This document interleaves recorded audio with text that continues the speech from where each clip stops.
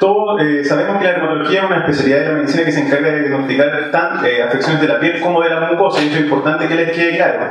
Si hay alguna lesión en la mucosa oral, en la mucosa genital, debería verlo un dermatólogo. Incluye además el tratamiento y diagnóstico de las enfermedades de transmisión sexual. En realidad son infecciones de transmisión sexual porque muchas de ellas son asintomáticas. ¿Qué es importante para nosotros los dermatólogos? Cuando un médico de atención primaria nos refiere a un paciente, que la terminología que están ocupando sea una terminología estándar, y eso es la semiología cutánea. Eso nos sirve para hacer reportes clínicos y la comunicación con nosotros con el nivel secundario. Entonces, por ejemplo, si ustedes le dicen a un dermatólogo nódulo de bordes perlados, color rojizo, con telangiectasia, con una úlcera central, yo creo que al 100% de los dermatólogos se va a ocurrir que están hablando de un carcinoma vasocelular. ¿Qué es lo importante al describir el examen físico dermatológico? Primero describir el tipo de lesión, y a eso nos referimos nosotros con la lesión elemental. Luego describir la forma de la lesión y si es que forma algún patrón. Luego la disposición de las lesiones y finalmente la distribución. Entonces vamos a partir uno por uno con estos temas. Primero el tipo de las lesiones. Si recuerdan ustedes el pregrado, habitualmente están las lesiones que son primarias, que se pueden dividir en elevada, deprimida y plana. Luego las lesiones con superficie alterada, que normalmente son secundarias, lesiones con fluido y lesiones vasculares. Cuando hablamos de lesiones elevadas, la principal, digamos, es la pápula, que es una lesión sólida, elevada, con un diámetro máximo de 0,5 centímetros y que se proyecta sobre la superficie de la piel. Y le puse un ejemplo ahí que puede ser un líquen plano, pero podría ser cualquier otra cosa. El comedón también sería una pápula, la urticaria también sería una pápula, y esto es, por ejemplo, otro ejemplo de una pápula especial, que son las carcinosas. Respecto a la placa, es una elevación sólida, tipo plató, donde la superficie, o sea, la relación superficie-altura es un poco mayor, y el diámetro es mayor a 0,5 centímetros. La más clásica es la placa eritemato-descamativa de la psoriasis. Luego está el nódulo, que es una lesión palpable, sólida, redondeada, con un diámetro habitualmente mayor a 0,5 centímetros, y también incluye dentro del término nódulo, se incluye la definición de tumor. Cuando uno describe un nódulo, también es importante para nosotros que describan la consistencia, la movilidad, si es que hay algún dolor asociado. El quiste es una cavidad encapsulada que puede contener un material líquido o semisólido, puede ser ovalado, a veces tiene una resistencia parecida a la del globo ocular. Lo más frecuente que vemos en nuestra práctica son los quistes epidérmicos, lo que antes muchos le decían quiste sebáceo, en realidad es un mal término. El término correcto, digamos, es quiste epidérmico. Respecto a las lesiones deprimidas, la erosión es la más frecuente, es una pérdida o una solución de continuidad, que es el resultado de una porción del epitelio, de una pérdida de la porción del epitelio de la mucosa, y la gracia de la erosión es que tiene una restitución ad integrum, no cicatriza, no es como una úlcera o una escala. Bueno, y acá una de las patologías más importantes y como de urgencia dermatológica, que son pocas, la necrolisis epidérmica tóxica, que solo se presenta con erosiones, con un compromiso del cuerpo de más del 30%. A diferencia de la erosión, la úlcera también es una solución de continuidad, pero esta compromete tejidos más profundos, sobre todo el dermis, incluso anexo, y esto podría resolverse con una cicatriz. Puede ser úlceras por decúbito, por ejemplo, que es lo más frecuente, pero también pueden ser enfermedades eminentemente dermatológicas como el pioderma gangrenoso. Dentro de las lesiones deprimidas también está la esclerosis, y ese es un término con el cual nos referimos nosotros a un endurecimiento circunscrito o difuso, que es resultado, digamos, de una fibrosis en la dermis, y como uno lo ve clínicamente como una piel dura, que no tiene movilidad y difícil de tomar. Lo más clásico para nosotros con este término es la morfea, que es una esclerodermia localizada. Y que se ve con este color blanco, anacarado, habitualmente son lineales también, depende de la localización. Respecto a las lesiones planas, la mácula sería la analogía a la pápula, tiene un diámetro de un máximo de 0,5 centímetros, y cómo uno define una mácula cuando ve una lesión con un color diferente al tejido circundante. Podría tener una pequeña descamación, pero cuando ya está de frentón descamada, entonces ya no estamos hablando de una mácula, estaríamos hablando de una placa. Este es un ejemplo de un léntigo o una mácula melanótica labial.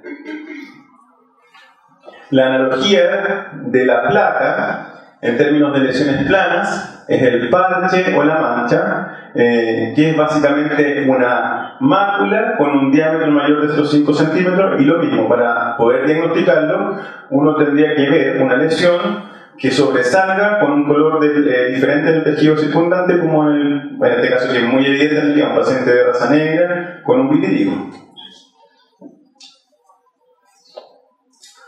El eritema por sí solo no es una lesión, pero igual se describe dentro de la semiología cutánea porque forma parte de los signos clínicos de muchas enfermedades clásicas dermatológicas. Entonces, ¿cómo lo definimos? Habitualmente uno ve un enrojecimiento localizado, que es blanqueable a la vitropresión, y este enrojecimiento habitualmente secundario a la dilatación de vasos sanguíneos. Puede ser visto, por ejemplo, en la rosácea, en el eritema infeccioso, que es causado por parvovirus, y en un sinfín de otras dermatosis. La eritrodermia es el enrojecimiento, pero con un color mucho más intenso, y depende de dónde uno lea la definición, tiene que haber un compromiso en la superficie corporal mayor al 80 o mayor al 90%, y normalmente la eritrodermia se resuelve con una descamación. La eritrodermia para nosotros es una entidad sindrómica. Uno, si no tiene el antecedente de qué patología dermatológica previa tiene, en realidad uno no podría definir qué causó la eritrodermia. Lo más frecuente es que sea una eritrodermia psoriática, digamos, por frecuencia. Pero hay otras dermatosis que también se pueden presentar con eritrodermia, como la dermatitis, como pitiriasis rubra pilaris, o las reacciones adversas a medicamentos también.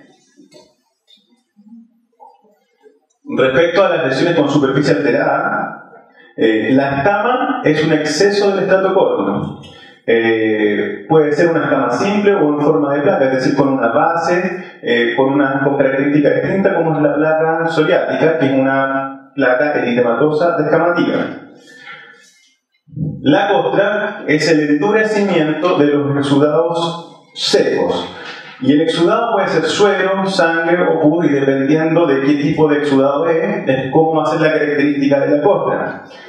Lo más clásico, para describirlo, para ponerles un ejemplo, es la costra mielicélica del linfético, que probablemente es una mezcla de exudado entre suero y pus que se seca y forma este color característico.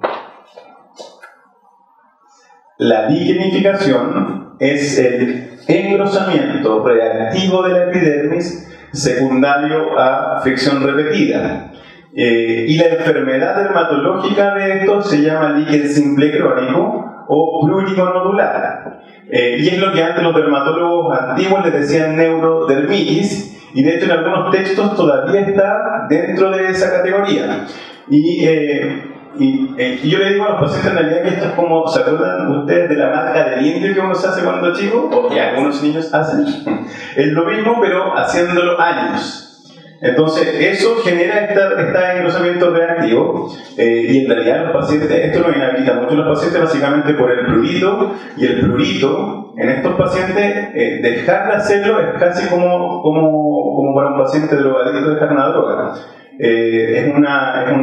Están muy acostumbrados a hacerlo, así que es una patología en general bien difícil de tratar.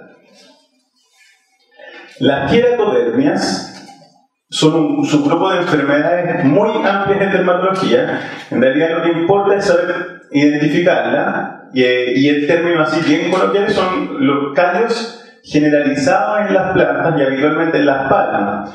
Cuando son queratodermias, por ejemplo, en este paciente seguro es una queratodermia palmoplantar hereditaria, y probablemente este paciente tiene compromiso palmar, o sea, son callos que se escapan de lo que uno habitualmente ve y que tienen una trascendencia más importante, y se asocian algunas veces a otras patologías.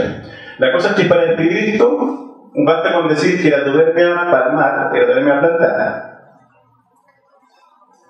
La esclera es una necrosis del tejido que genera una costra adherente, dura, color violácea negruzca, y la clásica es la placa liberoide del loxocelismo. Respecto a las lesiones con fluido, primero está la vesícula, que sería el análogo entonces a la mácula y a la pápula, y es una cavidad llena de fluido, no es purulento, pero a veces es tan inflamatorio que se ve como si fuera un contenido purulento como en este herpes. El diámetro habitualmente es menor de 0,5 centímetros. Si uno quisiera describir, por ejemplo, este herpes, uno tendría que decir múltiples vesículas agrupadas sobre una masa eritematosa, y eso da la impresión que es un pene, ¿cierto? Con toda esa descripción y la ubicación también. Les doy firmado que de 100 dermatólogos, los 100 probablemente van a decir que es un herpes simple. Ahora, la analogía entonces a la mancha y a la placa, en términos de lesiones con fluido, son las ampollas o las bulas. También el contenido habitualmente de esto es no purulento y tiene un diámetro mayor de 0,5 centímetros. En dermatología, ¿en qué circunstancias vemos ampollas? La gran mayoría es como que dirigimos al tiro nuestros diagnósticos a las enfermedades ampollares como el pélvico o el pélvicoide. También está la pústula, que es una cavidad elevada, circunscrita, y esta sí tiene contenido purulento. ¿En qué circunstancias nos vemos? Las pústulas clásicas, por ejemplo, del acné o en una foliculitis. Y el furúnculo sería la progresión de una foliculitis con compromiso de tejido más profundo, que genera un poco de necrosis y también genera supuración. El absceso es una acumulación de material purulento en tejidos profundos de la piel y que se ve clínicamente como un nódulo de superficie caliente, ocasionalmente fluctuante. Cuando está fluctuante, todos sabemos que hay que tratar de drenarlo, porque si no los antibióticos no penetran como corresponde al tejido. Eso. Respecto a las lesiones vasculares, la más clásica es la púrpura, y el púrpura en general se define como extravasación de glóbulos rojos desde los vasos sanguíneos. Como el vaso sanguíneo ya no está en el vaso, como el glóbulo rojo ya no está dentro del vaso sanguíneo, la coloración del púrpura no es blanqueable, es como una equimosis. Y cuando son puntiformes, entonces son petequias. Cuando son mayores hablamos de la equimosis, y si tienen un patrón lineal se llaman bílice. Ahora, lo clásico que decían antes, que dicen los internistas es púrpura palpable, es vasculitis, púrpura no palpable, es púrpura trombocitopénico. No es 100% así, pero bueno, es una mnemotecnia que de repente nos podría ordenar para definir cuál de los dos diagnósticos es. Lo más clásico en términos de púrpura es que hablemos de una vasculitis, eso sí, eso es mucho más frecuente que ver un púrpura trombocitopénico. Y las vasculitis se ven como múltiples pápulas purpúricas, ocasionalmente agrupadas, especialmente en extremidades inferiores. Las telangiectasias son dilataciones persistentes de los capilares pequeños y que se ven como estas líneas rojizas, finas, brillantes y no palpables. Se pueden ver especialmente en rosácea, pero en múltiples telangiectasias se pueden ver también en contextos de daño hepático crónico y otras enfermedades sistémicas también, como la esclerodermia sistémica difusa. El infarto son áreas de necrosis cutánea, secundaria a la falta de irrigación, y el tejido, en el caso de un tejido infartado, se palpa blando, irregular y con el color evidentemente maligno, digamos, que es violáceo negro. ¿Vale? Entonces, lo primero que tenemos que hacer, como les dije yo, es tratar de definir qué tipo de lesión primaria está teniendo el paciente. Una vez que uno dice, este paciente, por ejemplo, tiene pápulas, quiero ver si estas pápulas conforman alguna forma o algún patrón de presentación, o este paciente tiene múltiples placas, también quiero saber qué patrón está presentando. Y dentro de los patrones, por ejemplo, uno podría decir una placa anular. Y anular nos referimos cuando tiene esta forma de anillo, donde habitualmente el centro es diferente al borde. Entonces les puse ahí una patología dermatológica que se llama granuloma anular. Pero ¿se le ocurre a usted alguna otra placa anular mucho más frecuente que el granuloma? La tiña, claro. La tiña, entonces, si uno quisiera describirlo, uno dice una placa eritematosa, descamativa, con un borde inflamatorio, con tendencia a la curación central, y con eso también. Pero al 100% de los médicos también se le ocurre que estamos hablando de una tiña. También podrían presentarse de forma redondeada. Y redondeada, los sinónimos son decir numular o discoide. Y de lo más frecuente es una cosa que se llama eczema numular, que es muy frecuente en pacientes pediátricos y en adultos, que básicamente corresponde a un eczema o una dermatitis en un contexto de una piel como hiperreactiva o serótica y que se presenta con esta forma característica, pero se trata igual que cualquier otra dermatitis, es decir, con corticoides, si está sobreinfectada, podría uno agregar algo de antibiótico. Existen otros patrones, por ejemplo, policíclico, que es básicamente como múltiples lesiones anulares semiformadas, que coalescen y forman estos como anillos incompletos. Un cuadro clásico de eso es el lupus eritematoso cutáneo subagudo. Entonces uno puede decir múltiples placas, con un patrón policíclico, en una zona fotoexpuesta, que son eritema toda descamativa. También, a muchos dermatólogos se le ocurriría un lupus subagudo. Arqueado también es una formación incompleta anular que podría corresponder a muchas dermatosis. Lineal, forma línea. Acuérdense que en dermatología muchas dermatosis forman línea porque existe un fenómeno que se llama Kebler, que es que la lesión original se autorreplica por un fenómeno inflamatorio, pero también existe el pseudo Kebler que se ve por ejemplo en las verrugas, que un paciente se rasca una verruga y se moviliza toda la verruga formando una línea de verrugas o de moluscos, por ejemplo. ¿Qué patologías tienen Kebler? El clásico, el líquen plano, el líquen nítido, el vitiligo, la psoriasis también tiene Kebler. Un patrón reticular, por ejemplo, cuando forma una red, eso se ve en el líquido reticular y en algunas otras enfermedades. Serpinginoso, que tiene una forma tipo serpiente y que se ve en algunas dermatosis. Targetoide, que se ve especialmente cuando estamos hablando de eritema multiforme. ¿Se escucha? El tema multiforme, donde se ven estas lesiones en diana o en blanco y que uno ve por lo menos 3 zonas distintas. Acuérdense que el eritema multiforme es un espectro de enfermedad que ocasionalmente puede progresar a un Steven Johnson y eventualmente a un MET, que tienen riesgo vital. Patrones ondulados que se ven a veces en algunas dermatosis congénitas o genodermatosis, como esta hipomelanosis de Ito o la incontinencia pigmentis, pero que son manchas congénitas básicamente que ocasionalmente tienen asociación con alguna alteración de otros órganos. Entonces, primero describimos la lesión elemental, luego la forma y patrón, y luego hay que describir dónde se ubica, porque si tú dices tiene una placa eritematoescamativa y no dices que está ubicada, por ejemplo, en el cuello o en el codo, en realidad es difícil para nosotros ubicarnos en qué tipo de dermatosis estamos hablando, porque cada una de las patologías dermatológicas tiene ubicaciones preferentes.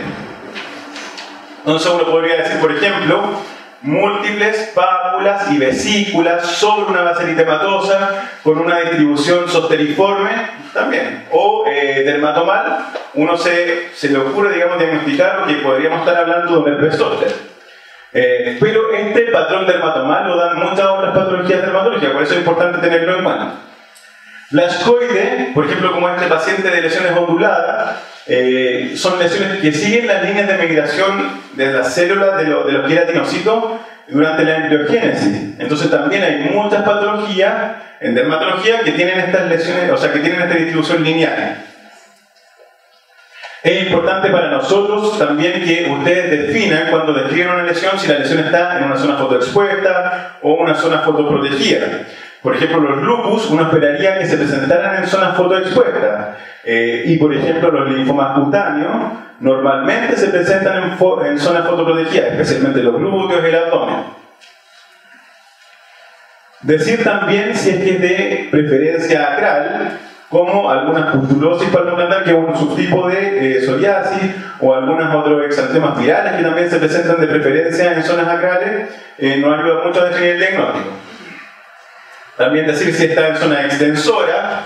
Lo clásico de zona extensora, por ejemplo, son placas eritematoescamativas en zona extensora, son una psoriasis, hasta que no vea el paciente, y placas eritematoescamativas en zona flexora en un niño, es una dermatitis atópica o una dermatitis hasta que no vea el paciente, no sabemos de lo contrario.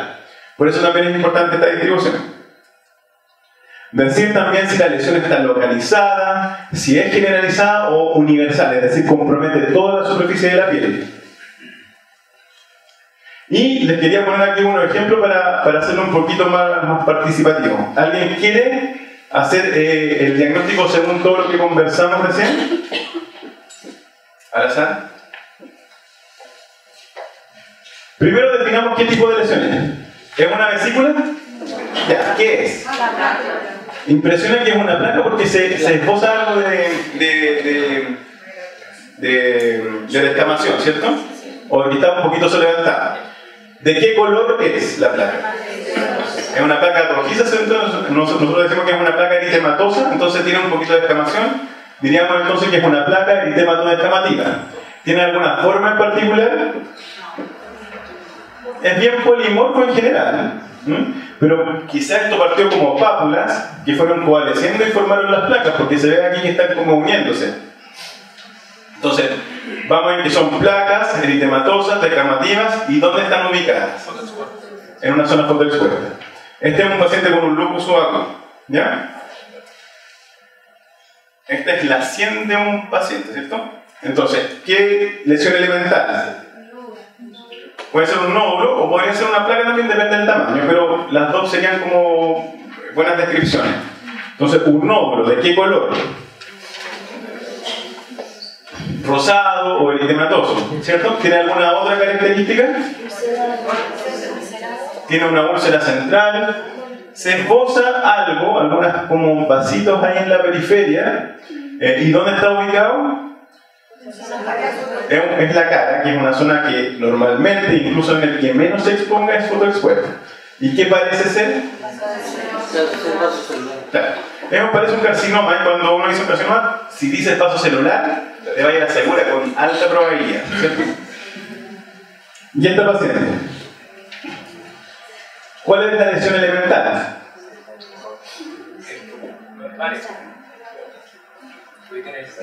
¿Cuál es? Costras, vesículas. Ya, la costra y la erosión podrían ser secundarias de algo que fue primario, ¿cierto? Se ve algunas placas, no mucho, pero mira, veo que alguien dijo una vesícula, eso es una vesícula sí o sí. No se ve muy bien, pero acá hay una agrupación de vesículas. Entonces, hay vesículas, costras y erosiones. Da la impresión que la pacientita se rascaba igual, hay signos como de escoriación, esas como costritas lineales que la paciente se rasca. Entonces son vesículas agrupadas, algunas aisladas, más costras, más erosiones, pruriginosas, en una zona extensora, en este caso en los codos. Yo ahí le preguntaría al médico que está derivando si tiene alguna otra lesión enrolada y algún otro síntoma. Pero solo con esto y esta foto, un dermatólogo podría pensar que es una dermatitis herpetiforme, que es una enfermedad ampullar, que es la manifestación cutánea de la intolerancia al gluten. ¿Ya? Vamos a continuar ahora con la parte como más de temas específicos y dermatosis. Y dentro de lo que ustedes también propusieron que estaban débiles, vamos a hablar de las dermatitis en este bloque y de la urticaria brevemente. Primero, las dermatitis, como lo decían, digamos, en patología, cualquier cosa que termina en itis es inflamación, y derma es piel, entonces esto es una inflamación de la piel, y es sinónimo de eczema. De hecho, en Estados Unidos le dicen eczema sin diferenciar. Existen múltiples causas que pueden provocar dermatitis, y según su tiempo de evolución se pueden distinguir dermatitis agudas, subagudas o crónicas. En las agudas es donde uno ve dermatitis con muy alargadas, digamos, con vesículas, eritema y exudado, y en las más subagudas crónicas es donde uno ve básicamente los signos de un rascado crónico, como la liquenificación, que es lo que les comenté delante, un engrosamiento epidérmico secundario al gatillo. Esta también es una clasificación clásica del pregrado, donde dicen que se pueden dividir en endógenas y en exógenas. Y las endógenas son básicamente la dermatitis seborreica y la dermatitis atópica. Y dentro de las exógenas, donde hay un agente que genera esta como reactividad, está la dermatitis de contacto, donde la más frecuente es la irritativa, pero también puede ser alérgica, y la dermatitis fotosensible. Vamos a partir brevemente entonces con la dermatitis de contacto. La dermatitis de contacto se refiere a una dermatitis que habitualmente es provocada por agentes químicos que toman contacto con la piel. La gran mayoría de los casos son dermatitis de contacto irritativa, y como nosotros somos profesionales de la salud, habitualmente nos vemos expuestos a desarrollar este tipo de dermatitis con el lavado frecuente, con estos jabones antisépticos. Eso sería como lo más frecuente entonces. Pero también el contactante puede gatillar una respuesta inmunológica, y eso sería una dermatitis de contacto alérgica que solo se ve en el 20% de los casos de total de dermatitis de contacto. Y estos pacientes son fotos clásicas de pacientes de qué tipo, irritativo o de contacto alérgico. ¿Ah? Alérgico. Es alérgico porque esta es la manifestación clásica de un paciente con alergia al níquel. ¿Qué es importante para los médicos de atención primaria? Preguntar por muchas cosas, especialmente antecedentes familiares o personales de dermatitis, y es importante cuando uno está pensando que es una dermatitis de contacto, los antecedentes con contactantes, químicos o reacciones similares previas. Yo les puse acá una lista de algunas sustancias que provocan dermatitis, que pueden ser irritantes, a veces las aguas solamente, los detergentes, etc. Pero el número de contactantes varía tanto como el número de humanos hay en este planeta. Hay gente que es sensible a algunos en particular y otros no. Lo más frecuente sí es ver sensibilidad al níquel y al cobalto y a la mezcla de fragancia. ¿Qué es lo que uno tiene que ver entonces cuando uno está viendo o sospechando una dermatitis de contacto irritativa? Es que por lo general la lesión está bien delimitada y localizada al área de contacto. Es por eso que, por ejemplo, en el lavado de manos se mantiene la dermatitis en las manos solamente, o la dermatitis de contacto del pañal queda en la zona del pañal, que es donde el bebé hace contacto con la orina o con las heces. Respecto a la dermatitis de contacto alérgica, aquí, como es una respuesta inmunológica, las lesiones podrían sobrepasar la superficie de contacto e incluso estar en zonas donde no ha llegado nunca el contactante. Independiente de eso, lo más frecuente es ver la lesión ubicada donde fue el contacto, por ejemplo en la zona del cinturón en el níquel o en el cuero cabelludo por una tintura de pelo. ¿Ya? Otra cosa importante acá, como es una reacción inmunológica, en el primer contacto el paciente no va a generarla, porque es una hipersensibilidad tardía, entonces requiere contactos repetidos. Típico que el paciente dice, ¿por qué ahora soy alérgico y antes no? Porque ahora se enfermó, le digo yo. Uno no nace enfermo, eso es lo más normal. Pero además, en términos de inmunología, necesitamos estar expuestos al antígeno para que se gatille la respuesta inmune. El tratamiento, y esto es súper importante porque este tratamiento lo pueden hacer los médicos generales, los médicos de atención primaria, cualquier médico de cualquier especialidad, y nosotros los dermatólogos, y hacemos exactamente lo mismo, no cambiamos en nada. Lo más importante es el tratamiento preventivo, y la prevención es mantener una piel bien lubricada y evitar el contactante. El tratamiento farmacológico, con los corticoides tópicos, corticoides orales o antibióticos si está sobreinfectado, es un tratamiento que uno debería esperar hacerlo con muy poca frecuencia si el paciente es ordenado y adherente a la prevención. ¿Qué se recomienda respecto a la prescripción de corticoides tópicos? En general, para hablar en salud pública, digamos, en mi hospital, en la atención secundaria, nosotros contamos con dos corticoides, que es el clobetasol y la betametasona. Ambos son corticoides de alta potencia. Ahora, con la implementación de la teledermatología, algunos centros de salud familiar y algunos consultorios están incorporando algunos corticoides de baja potencia, porque es importante definir que las dermatitis en general se presentan en todo rango etario. Entonces, uno no podría o no debería tratar una dermatitis en la cara de un bebé con un corticoide de alta potencia. Hay una serie de recomendaciones respecto a cómo prescribirlo.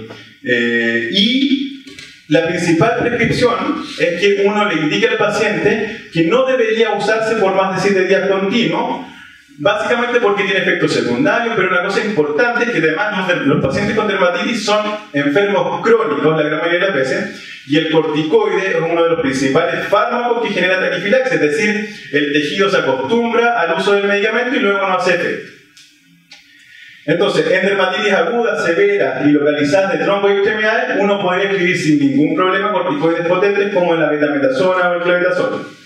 Si es un cuadro ya más bien crónico o muy generalizado o ampliamente distribuido, que ocupa por lo menos el 20% de la superficie, como se ve por ejemplo en pacientes pediátricos, uno debería ir reduciendo la potencia. Y si uno tuviera acceso a todos los corticoides de potencia mediana, que están en el mercado, digamos, son la mometasona, y las marcas son Dermosona o Elocom, que es el original, y la fluticasona, que el original es el Flutivalle, pero puede ser la fusona también. Ahora en niños siempre se sugiere un corticoide de potencia leve. La hidrocortisona es el único que tenemos disponible, que es de potencia leve, y hay que fijarse que no sea butirato de hidrocortisona como el Pandel, que es de potencia mediana alta. Para áreas de pieles delgadas, como caro genital, también se recomienda ocupar corticoides de potencia leve, básicamente porque la oclusión en los pliegues genera que el corticoide se haga más potente, y la oclusión también genera que los pacientes puedan tener más efectos adversos.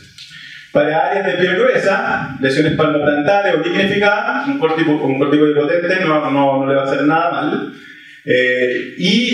La zona de los párpados, ahí me equivoqué, no es pestaña, deben ser tratados siempre con un corticoide leve por un máximo de 5 días e idealmente solo una aplicación diaria. Porque recuerden que en términos de dermatitis de contacto, las dermatitis de contacto en los párpados son bien frecuentes, que son habitualmente por aeroalergeno o por algún otro contactante tipo maquillaje en las mujeres. ¿Estamos claros con la dermatitis de contacto entonces? La que sigue es la dermatitis seborreica, y la dermatitis seborreica en realidad también es una dermatosis súper frecuente, y también hay que conversar con el paciente que estamos hablando de una patología o una dermatosis que va a ser más bien crónica. Se presenta en todo rango etario y es un aumento de la producción del sebo, especialmente en cuero cabelludo, pero también en la cara y tronco. Tiene una prevalencia hasta del 3% de la población general, eso es sumamente alto, y afecta de preferencia a hombres. Dentro de la etiología es una reacción inflamatoria, pero hay gente que ha involucrado y se describe también un hongo, una levadura en la malacesia, dentro de su patología. Respecto a la anamnesis, aquí es importante hacer la historia clínica detallada, pero además en la dermatitis seborreica en un adulto, una dermatitis seborreica severa de reciente instauración, uno debería sospechar infección por VIH, y es muy habitual que si uno ve a un paciente VIH mal controlado o mal tratado, normalmente está con la cara como este paciente. Este es un paciente VIH que saqué de la literatura. Pero también se asocia a otras enfermedades neurológicas, como el Parkinson, daño neuronal, y algunas otras enfermedades de otros órganos, como la isquemia miocárdica, pancreatitis alcohólica, etc.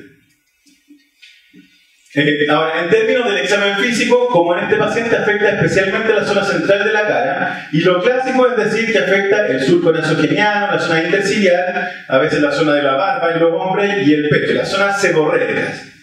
En el cuero cabelludo, la manifestación puede ser tan leve como una caspa, eso se llama pitiriasis capiti, o una escama gruesa, grasosa, amarillenta, adherida, asociado incluso a eritema y mucha sintomatología.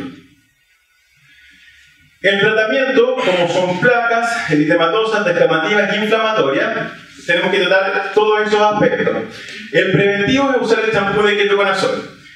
Y si uno va a hacer un tratamiento con un esquema completo, el esquema completo incluye usarlo 3 veces por semana, dejarlo actuar unos 5 minutos y luego enjuagar, y de esa forma por un mes. Luego del mes yo le recomiendo a los pacientes, como esto es una enfermedad crónica, seguir ocupando el champú de forma preventiva con una aplicación semanal. Si es que es muy inflamatorio, existe el champú de corticoides como el clobetasol, pero eso ya es más bien de dermatólogo, digamos, de atención secundaria, o champú con coartal, que ya no está muy disponible. Y se pueden hacer cursos cortos de antiinflamatorios tópicos como los corticoides, o también inhibidores de la calcineurina como el tacrolimus o el pimecrolimus, que están disponibles en farmacia. ¿Alguna duda de dermatitis seborreica? ¿No? La dermatitis atópica, le puse este paciente que es un paciente pediátrico básicamente porque es donde uno más tiende a verlo, aunque hay pacientes adultos que han persistido desde su infancia con dermatitis atópica y un porcentaje menor desarrolla la dermatitis atópica en la edad adulta. Es una inflamación, como todas las dermatitis, crónica de la piel. En la dermatitis atópica hay una interacción de varios componentes, una interacción genética, gatillantes ambientales, defectos en la barrera cutánea y una respuesta inmunológica. Del total de pacientes con dermatitis atópica, hasta un 20% corresponde a pacientes pediátricos y un 3% solo adultos. Ahora, esta cifra de adultos ha aumentado últimamente, básicamente por este tema de la industrialización y el de la higiene, de la teoría de la higiene. Aquí es importante, hay criterios diagnósticos. No cualquier dermatitis es una dermatitis atópica. Hay dos cosas que tienen que estar en todo paciente con dermatitis atópica para poder diagnosticarla. Uno, que un signo, un síntoma que es la picazón. No existe una dermatitis atópica sin prurito. Si es que es una placa que nos está generando prurito, difícilmente podríamos diagnosticar una dermatitis atópica. Es importante acá, ¿cómo uno diagnostica? Entonces, un rash o una placa eritematosa, descamativa, pruriginosa en zonas clásicas de presentación para la edad. ¿Cuáles son las zonas clásicas de presentación para la edad? En lactantes compromete especialmente cara y la superficie extensora. En niños un poco mayores empieza a comprometer la superficie flexora y ya en adultos se agrega además el compromiso palmoplantar y genital. Como esto funciona como una enfermedad crónica, aparte de ver las lesiones primarias elementales, también vemos las lesiones secundarias como la liquenificación, estas lesiones lineales de escoriaciones constantes. Uno podría categorizarlo en leve si el prurito no es tan frecuente y hay poca área comprometida, si moderado, si hay áreas de piel seca, un prurito frecuente y eritema, y la severa cuando es generalizado, un prurito constante, escoriaciones y sobre todo altera la calidad de vida del paciente. Hay niños que tienen dermatitis atópica severa que en realidad ni siquiera pueden conciliar el sueño de tanto prurito y grataje. Acá es fundamental, incluso un poco más que en el resto de la dermatitis, la recomendación al paciente en términos de prevención. Respecto a los factores gatillantes, no hay muchos definidos, pero lo que uno recomienda a los pacientes es que trate de, por ejemplo, ocupar ropa de algodón, ocupar detergentes suaves como el jabón Popeye, sin suavizante, enjuagarlo bien, que le queden residuos del detergente, no aplicar en la piel del paciente ni colonias, perfumes, talcos, ni aceite emulsionado, que idealmente no entre en contacto con cosas que retengan polvo, como peluches o alfombras. Respecto a los animales, esto lo saben más los broncopulmonares, porque recuerden que la dermatitis atópica es parte de una cosa que se llama marcha atópica, donde está la dermatitis, luego la rinitis y eventualmente una progresión a un asma. Los broncopulmonares recomiendan, y eso tienen estudios ellos, de que en términos de animales, el perro es protector, el gato exacerba los síntomas.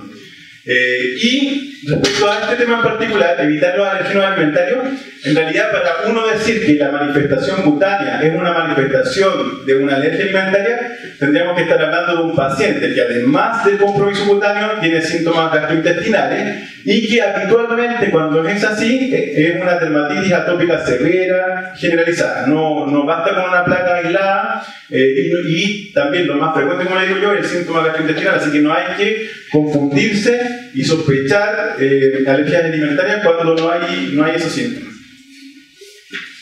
Respecto al tratamiento, cuando son dermatitis atópicas leves, los emolientes son importantes.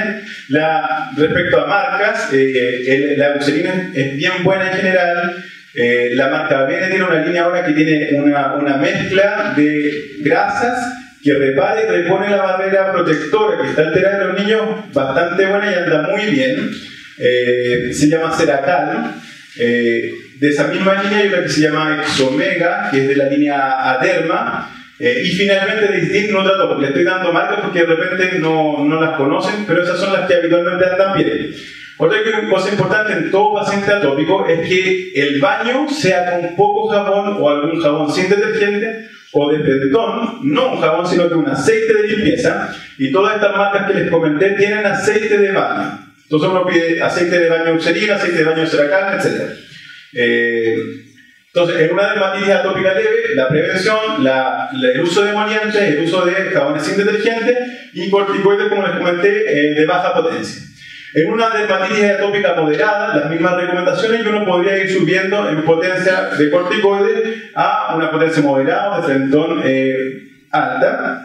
Y recordar también esto, que el uso de corticoides lo vamos a definir según el tipo de severidad, según la ubicación de las lesiones, según la edad del paciente, etc. ¿Dudas de dermatitis atópica? Sí, doctor. Como contextualizando un poco hacia nosotros, porque usted sabe que... ¿Se escucha bien? Si no le puedo...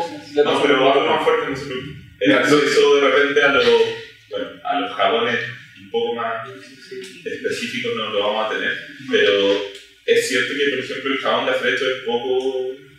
O sea, es mejor el jabón de afrecho que el jabón de Sancy o el Protex. Yeah. Porque también hay que indagar harto en la anamnesis y eso con los padres de los pacientes pediátricos, que de repente piensan que está infectada la lesión y están ocupando estos jabones antibacterianos que hacen todo lo contrario a mejorar la lesión, o sea, mantienen una irritación constante. Es mejor, por ejemplo, el de afrecho, como dices tú, o de Benetton, lo que hacen algunos, o recomendamos de repente en el hospital, es que pongan avena en un calcetín, le echen un poquito de agüita y lo estrujen y limpien al bebé con esta agua como de avena.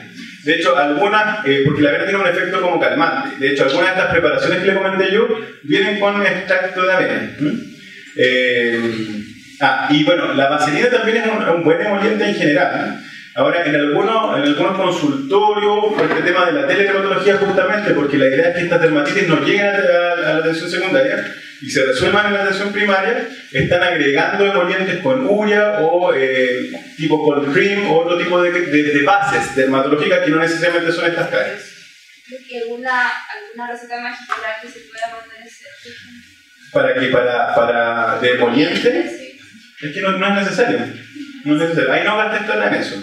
La receta magistral uno la ocupa en dos circunstancias. Uno, cuando el paciente no tiene acceso a comprar el medicamento original, y eso es bien frecuente en nuestro medio, y otro cuando queremos mezclar componentes que no existen en los medicamentos originales. Pero si estamos hablando de emoliente, no es necesario mandar a formular nada más que solo la base. Entonces podrías ponerle receta magistral, nuevo base 2, 400 gramos, que es la base sin ningún componente, o cold cream 400 gramos, o nuevo base 1, o crema base solamente. Pero en vez de que gaste eso, en ese caso, en un paciente contextualizando la situación, digamos, de nuestra atención primaria, en teoría la vaselina sería un buen elemento. ¿Bien? Y el último tema de este bloque, que es un poco más corto, es la urticaria. La urticaria entonces es una reacción inflamatoria de la piel con eritema, vasodilatación, estas pápulas o pseudopápulas que son las ronchas o aguas. ¿Qué es lo clásico de la clínica de una urticaria? Que sea pruriginosa. Y otra cosa clásica es que las lesiones son transitorias y no deberían durar, en teoría, más de 24 horas y como máximo 48 horas cada una de las lesiones individuales. Eso no quiere decir que en todo el curso del cuadro le sigan apareciendo nuevas y desapareciendo las antiguas. ¿Cómo definimos la urticaria? Aguda cuando dura menos de 6 semanas y crónica cuando dura más de 6 semanas. Ahora, el angioedema es la manifestación más profunda de este mismo fenómeno y se ve como edema de la dermis profunda y del tejido celular subcutáneo. Generalmente el angioedema es un evento que no genera prurito y es más bien difuso. Por frecuencia afecta más los párpados, los labios y luego los genitales. También es transitorio, pero este tiene una duración un poquito más prolongada, incluso hasta 2 días también. Y puede reaparecer con o sin urticaria. Entonces, como concepto, la urticaria es una manifestación cutánea de numerosos desórdenes, tanto sistémicos, infecciosos o otras dermatológicos. Y esto es importante, hasta un 25% de la población general puede tener algún episodio de urticaria aguda en su vida. ¿Y cómo se presenta esto? La gran mayoría solo con la urticaria, un porcentaje no menor con urticaria más angioedema, y solo angioedema un 10 al 20%. Recuerden también, y esto es importante en términos de tratamiento, que acá la célula efectora es el mastocito. Y esto se debe a una respuesta de anticuerpos contra antígenos específicos y la liberación de mediadores desde estos mismos mastocitos, y todo esto desencadena esta reacción inflamatoria aguda. Las lesiones de la urticaria pueden ser muy policíclicas también, muy polimorfas, y pueden ser las ronchas clásicas, pueden ser ronchas que se han agrupado y forman adones gigantes, puede ser anular, puede ser policíclico. Lo importante son los otros hallazgos clínicos para hacernos dirigir nuestro diagnóstico de la urticaria, que es que sea pruriginoso, que las lesiones sean transitorias. Porque otro tipo de manifestaciones cutáneas con lesiones policíclicas o anulares normalmente va a ser duradero o perpetuo, digamos, hasta que uno haga el tratamiento, ¿cierto? Ahora, respecto a qué gatilla la urticaria, hay gatillantes inmunológicos que pueden ser los alimentos, drogas, algunos contactantes, picaduras de insectos y agentes infecciosos. Pero también de forma no inmunológica, y por ejemplo los inmunólogos saben muy bien esta parte, hay fármacos o alimentos que son histamino-liberadores, y es decir, que en un contexto especial desarrollan la manifestación cutánea sin necesariamente haber generado una reacción inmunológica. Y está la rama genética, digamos, del desarrollo de urticaria y angioedema, que es el déficit de parte del C1 inhibidor, que es parte de la vía del complemento. Ahora, como les dije yo, es importante recordar que casi un 25% de la población general va a tener alguna vez un episodio de urticaria, y habitualmente ese episodio va a ser agudo. Entonces, si es un episodio de urticaria aguda, es decir, que dura menos de 6 semanas, con lesiones transitorias, en teoría no le hacemos ningún estudio, a menos que haya tenido un angioedema con compromiso laringio, o que el paciente haya podido identificar algún gatillante en particular, que haya dicho, por ejemplo, comí chocolate y me pasó la urticaria, vuelvo a comer chocolate y me vuelvo a pasar. Entonces, eso amerita hacer un estudio más dirigido. De lo contrario, yo les digo a los pacientes, porque se van súper frustrados en realidad, a los pacientes les encanta que uno les pida 100.000 exámenes, pero no lo hago porque no corresponde hacerlo por todo lo que estamos conversando ahora. A diferencia de la urticaria crónica, que tienen estos episodios repetidos, recurrentes, más de 6 semanas, y habitualmente son más de 6 semanas, más de 6 meses, más de 1 año, más de 2 años, son realmente crónicas, y ahí sí corresponde hacer una serie de exámenes generales para descartar cualquier otra causa que gatille la enfermedad. Si ustedes ven este gráfico, no se ve muy bien en realidad, pero de la urticaria crónica, casi el 60% son urticarias sin ninguna causa en particular, que no son físicas y que no son vasculíticas, porque ese es un tipo de urticaria especial, y que a pesar de que uno haga todos los exámenes no encuentra ninguna causa, o sea, son más bien idiopáticas. Un porcentaje importante de las urticarias crónicas son estas urticarias físicas, como el dermografismo, estos pacientes que se rascan o se rasguñan y queda la roncha. Y un porcentaje menor, que esto tiene como otras implicancias, es una urticaria vasculítica. Y cuando pensamos en una urticaria vasculítica, que a veces incluso es una manifestación paraneoplásica, cuando tenemos una roncha igual a la roncha de la urticaria clásica, pero asociada, además de la picazón o del prurito, a ardor y dolor, y es una lesión que perdura en la misma zona más de 48 horas. ¿Qué examen le hago yo a un paciente con urticaria crónica? Le pido, busco enfermedad de tiroides, busco infecciones asintomáticas, especialmente parásitos, les pido un parasitológico seriado, examen de orina, un ANA, y infecciones del tipo de la ITS como sífilis, hepatitis y VIH. Por lo menos ese clínico.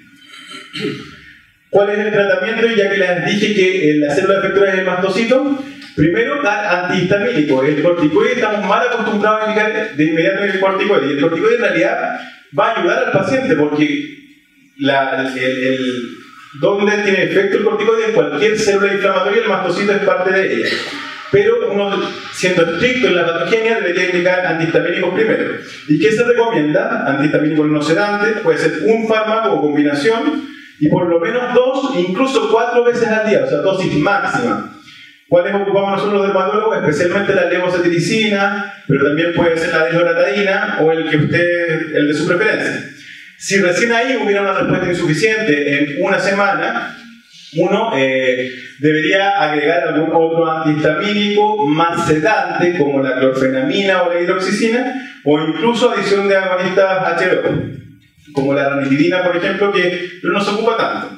Ahora, si toda esta mezcla sigue siendo insuficiente, es decir, no ha mejorado, ahí cuando los esquemas de los libros de texto sugieren que uno empiece a ocupar corticoides en dosis baja o equivalente a 10 miligramos de prednisona, y eventualmente sería un paciente que debería ver un dermatólogo, porque si no remiten con todo este esquema de tratamiento, uno usa drogas como la ciclosporina, e incluso en pacientes con urticarias crónicas recalcitrantes, difícil de tratar, hay tratamientos biológicos dirigidos contra los anticuerpos como el omalizumab. Eso. Ahí estamos por este lado. ¿Dudas? Quería hacer una pregunta que tiene que ver con la loratadina versus la desloratadina, porque al menos en mi trabajo en El Salvador, que ya son mujeres que están metidas en medicina basada en la evidencia, pero en el fondo hay realmente un aumento de precio notable en la desloratadina versus efectos que son similares a la loratadina. Me gustaría que hiciera un énfasis en eso, no sé qué piensan, porque la verdad no lo vemos en la farmacia, que llevo la receta y tienes una receta de desloratadina que cuesta 5 veces lo que cuesta la loratadina, y el tema de efectividad, no sé cómo va a estar en el Sí, esta familia como de la loratadina y de loratadina tiene un efecto además que tiene un efecto anti-TNF, que también es un mediador inflamatorio. Entonces también es una buena alternativa para urticaria o otra enfermedad dermatológica. Ahora, en términos de eficacia entre las dos, desde el punto de vista de la experiencia, también es bien similar. Entonces, yo en realidad no hago ninguna diferencia entre esas dos, excepto cuando el paciente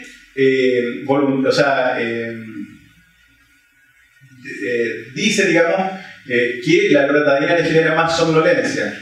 No siendo un antihistamínico sedante, ocasionalmente en algún subgrupo de pacientes genera tanta somnolencia como la clorfenamina. Ese sería como el único problema, y en ese caso pregunta también antecedente al paciente, a qué se dedica, qué trabaja, si tiene como actividades que requieran mucha atención, ahí no la indico. Ahora, si preguntas a los dermatólogos, habitualmente lo que más indicamos es la línea de cetiricina y levocetiricina. Y es la misma discusión respecto a eso, que no hay mucha diferencia, excepto que la cetiricina también, no siendo un antihistamínico sedante, ocasionalmente genera en un subgrupo de pacientes muchas sedaciones, entonces uno tiene que indicarla con la precaución de que si que va a hacer actividades que requieran mucha atención, lo deje para una toma nocturna, o de frente entonces cambia la alternativa. Ahora, son alternativas que cambian, es un isómero, la levocetiricina y la desloratadina, entonces son el isómero que genera más o menos somnolencia solamente, pero en términos de eficacia es lo mismo. ¿Sí? ¿Cuánto tiempo dejo la antihistamínica? Mira, la recomendación es dejarlo en un episodio de urticaria aguda por lo menos un mes. Ahora, la paciente va a ir notando que le siguen apareciendo ronchas, y eso también es importante decírselo al paciente, pero en menor intensidad y con menores síntomas. O sea, no es que con la primera dosis de antihistamínico no vaya a tener ninguna roncha el día siguiente. En el caso del corticoide, cuando ya lo indico, ahí tienen que dejarlo hasta que repitan los síntomas. Quería preguntar algo, pero no sé si lo hablan más adelante. Que vi en la presentación, primero agradecerle que estuvo súper buena. Mostró como una úlcera venosa, y ¿cuál es el rol del dermatólogo versus el cirujano vascular? Como cuándo derivar, porque en el consultorio donde yo trabajo soy el médico gestor, entonces a veces derivamos las úlceras venosas a dermato, pero las rechazan por no pertinencia, y se derivar a cirugía vascular, como que ya sería de resorte quirúrgico, como hasta dónde llegan ustedes. O sea, la úlcera es eminentemente dermatológica, la úlcera como lesión. Si la etiología es venosa, deberíamos verlo el cirujano vascular y el dermatólogo para resolver la parte ulcerativa, digamos, y reparar la herida. Ahora, es importante que, o sea, si tú la mandas como úlcera venosa, de frente te la van a rechazar en cualquier lado, porque van a decir este paciente tiene varices, quizás una úlcera de poco tiempo, pero si tú le pones úlcera crónica, nosotros ahí nos hace un clic diferente, porque para nosotros úlcera crónica incluye incluso carcinomas en el contexto de una úlcera venosa de larga data. Y así lo hemos visto, por ejemplo, yo trabajo en el San Borja, donde derivan del Servicio de Salud Metropolitano Central. Y acuérdense también que cualquier úlcera crónica de cualquier origen, ya sea venosa, por quemadura, radiodermitis, etc., es un factor de riesgo, después lo voy a hablar, para desarrollar carcinomas. Entonces, ¿qué nos ha pasado a nosotros? Que, claro, no han llegado, les parece una úlcera venosa al médico de APS o a la enfermera de APS, ni siquiera de repente se lo muestra al médico tratante y están haciendo curaciones años, cuando es una úlcera que no tiene ninguna otra pinta más que ser un carcinoma, pero gigante. O sea, gigante, hablo de 30 centímetros de toda la pierna. Por eso es importante que primero que yo creo como recomendación para la atención primaria, que estas curaciones que hace la enfermera sean siempre supervisadas por algún médico, porque de repente las dejamos de lado, porque claro, la carga asistencial es alta igual. Y me imagino la carga asistencial de la atención primaria que es mucho más grande y muy demandante.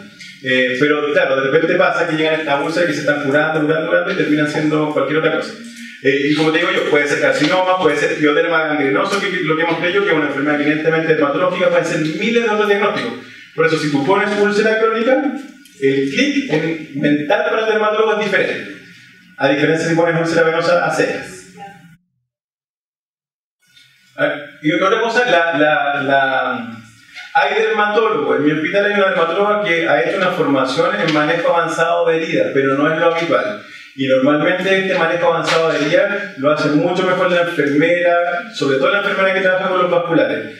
Entonces, por eso yo creo que la derivación tiene que ser simultánea a las dos especialidades. Bueno, ¿cuál es su opinión respecto al uso del TAM o del Flexur en la hospital? Bueno, ahí muestro que hay que ocupar antibióticos, pero es tan frecuente ocupar el PAC que ya hay. Sí, o sea, tiene corticoides, el TAM, el Flexur, el Clofexan, todo eso es lo mismo. Mira, hay dermatólogos, yo también lo he ocupado ocasionalmente cuando son urticarias agudas que son muy invalidantes o muy sintomáticas. Uno podría también partir con un poquito de corticoides sin ningún problema. Ahora, la teoría dice que debería mejorarse solo con el antihistamínico en dosis full, porque si tú le dejas una toma diaria, es nada. Si le dejas dos, la gran mayoría de las veces también es poco. Tienes que dejarle cada 6 horas el antihistamínico para que realmente tenga el efecto que uno espera. Pero lo que te dije yo, la célula efectora mastocito, que es parte de los leucocitos, que es una célula inflamatoria, o sea, el corticoide, como se lo ponga, se le va a hacer bien, excepto tópico, porque esto es algo digamos, sistémico.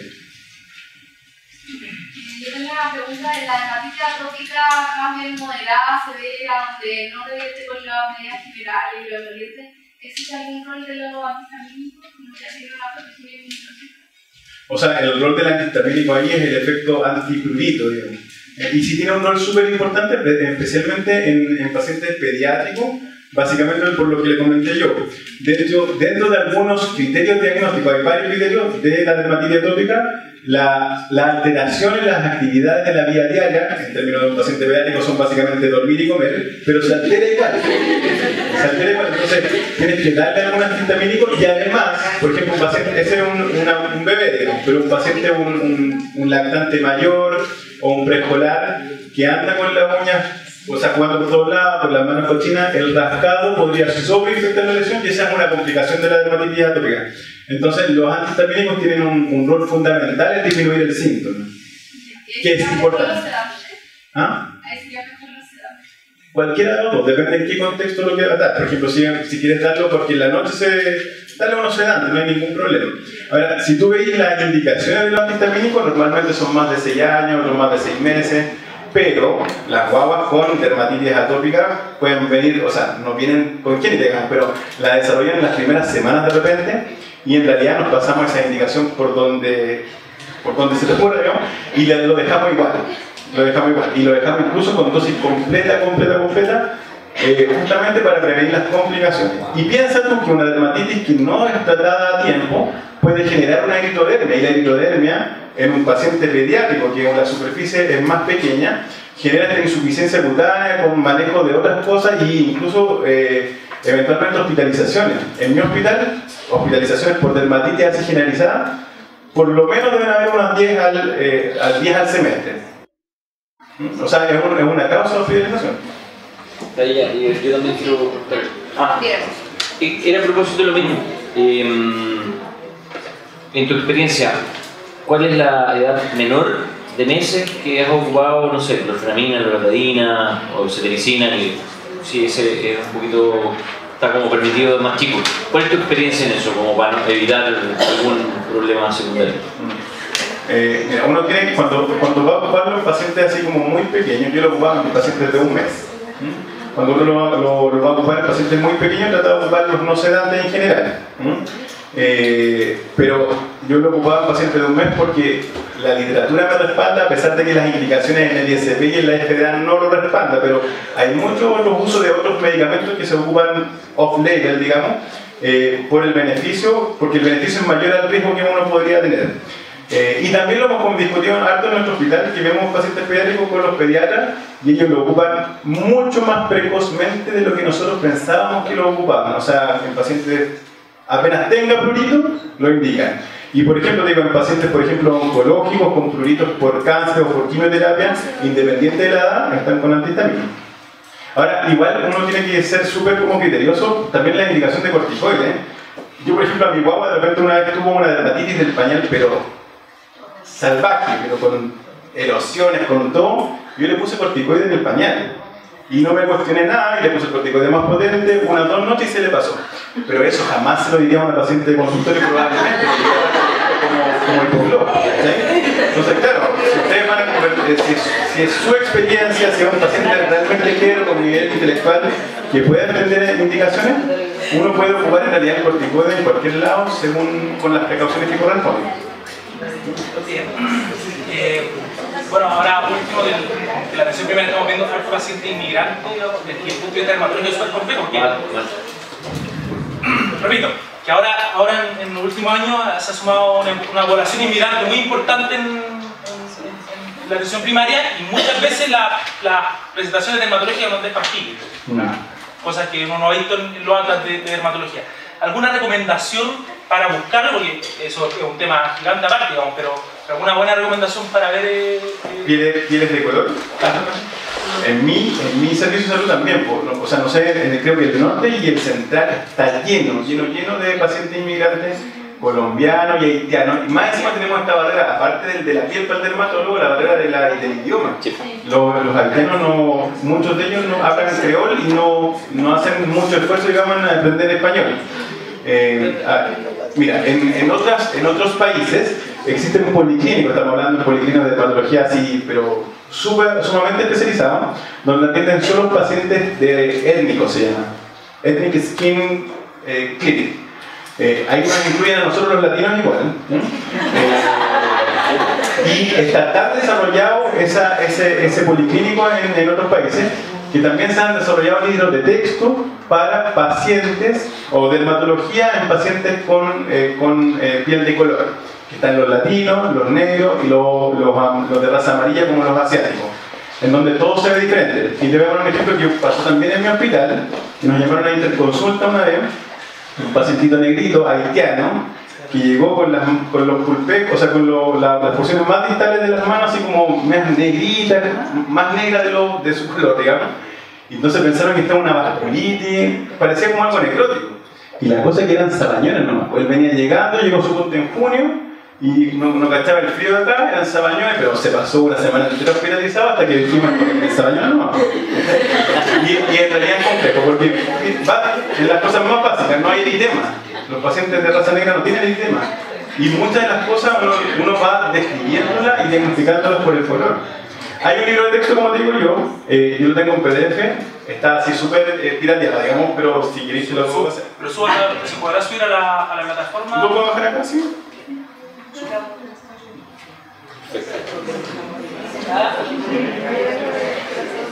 ¿Alguna otra duda? A propósito de lo mismo, ¿cómo trata los sabañones? Los sabañones, mira, los tratamos con... Eso hacemos una receta magistral. Porque lo único que hay, por ejemplo, en el mercado es árnica, que funciona bien.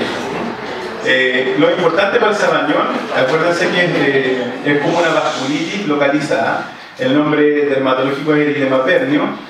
Pero cuando son, estas son otras cosas importantes a tener en cuenta. Cuando son sabañones muy generalizados, uno tiene que descartar necesariamente, por ejemplo, algunas mesenquimopatía, especialmente el lupus.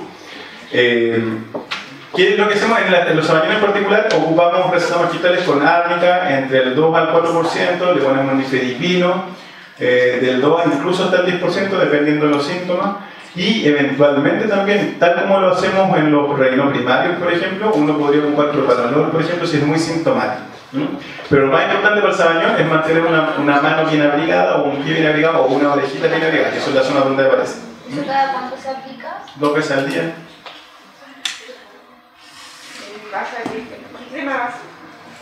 Si tú le pones crema basa a cualquier recetario magistral, el farmacéutico te lo va a hacer en la crema que él estime conveniente, que va a ser más efectivo.